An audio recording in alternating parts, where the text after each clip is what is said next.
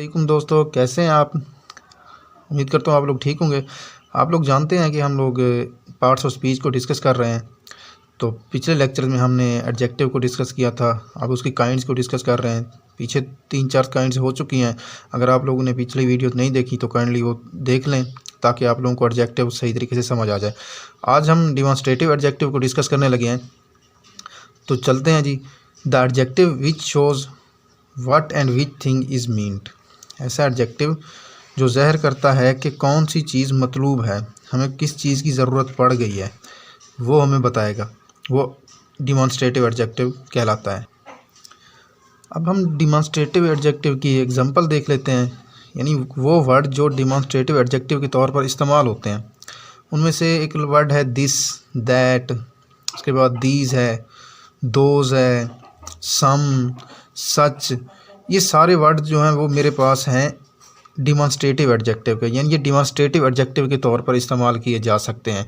अब कुछ काइंड्स हैं, कंडीशन है जब ये इस्तेमाल होते हैं, तो डिस्कस कर लेते हैं। देखें जी, किसी अल्फाज, अगर ये अल्फाज किसी नाउन की तरफ इशारा करें, यानी नाउन की तरफ इशारा कर रहे हो, तो ये डिमॉन्स्ट्रेटिव प्रोनाउन कहलाएंगे। और अगर यही वर्ड किसी नाउन के साथ इस्तेमाल हो जाए तो ये क्या हो जाएंगे, डिमॉन्स्ट्रेटिव एडजेक्टिव के तौर पर इस्तेमाल हो जाएंगे। अब ये कैसे इस्तेमाल होते हैं, क्या है ये, तो आप लोगों को मैं इन एग्जांपल से क्लियर कर देता हूँ। होपफुल कि आप लोगों को ये समझ आ जाएगी इंशाल्लाह। बस दोस्तों थोड़ी सी तवज्जो करना, इंशाल्लाह आप लोगों को समझ आ जाएगी।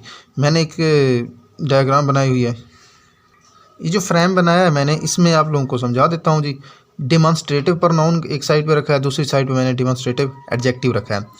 तो डिमॉन्स्ट्रेटिव प्रोनाउन के तौर पर ये वर्ड जो पीछे हमने दिए हैं, डिमॉन्स्ट्रेटिव प्रोनाउन के तौर पर कैसे इस्तेमाल होंगे और ये डिमॉन्स्ट्रेटिव एडजेक्टिव के तौर पर कैसे इस्तेमाल होंगे, इन्हें थोड़ा सा डिस्कस कर लेते हैं। अब मेरे पास पहला सेंटेंस था, ये मेरी किताब है, ये मेरी किताब है। This is my book, this is my book. यहाँ पर दिस मैंने इस्तेमाल किया है डिमॉन्स्ट्रेटिव प्रोनाउन के तौर पर, और इसी चीज़ को मैं डिमॉन्स्ट्रेटिव एडजेक्टिव के लिए कैसे इस्तेमाल करूँगा, तो आए चलते हैं। ये किताब मेरी है, वहाँ पर क्या था, ये मेरी किताब है। यहाँ हम कह रहे हैं कि ये किताब मेरी है। अब कैसे लिखेंगे, this book is mine, this book is mine.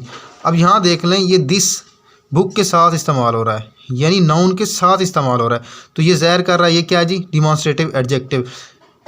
इधर हम लोग डिमॉन्स्ट्रेटिव प्रोनाउन की तरफ आ जाएँ तो दिस इज़ माई बुक, और दिस जो था वो बुक की तरफ इशारा कर रहा था, यानी उसकी तरफ मेंशन कर रहा था, तो ये डिमॉन्स्ट्रेटिव प्रोनाउन के तौर पर इस्तेमाल हो रहा था। यहाँ पर अब इस्तेमाल हो रहा है दिस बुक इज़ माइन, तो ये मेरे पास क्या हुआ, डिमॉन्स्ट्रेटिव एडजेक्टिव। इसी तरह मैं आता हूँ, वो एक कलम है। डिमॉन्स्ट्रेटिव प्रोनाउन को देख लेते हैं, वो एक कलम है। That is a pen, that is a pen. अब यहाँ देख लें, दैट पेन की तरफ इशारा कर रहा है, उसकी तरफ।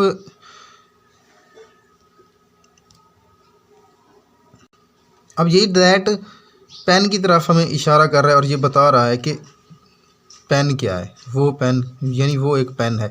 इसी तरह अब डिमॉन्स्ट्रेटिव एडजेक्टिव की तरफ हम लोग आ जाते हैं।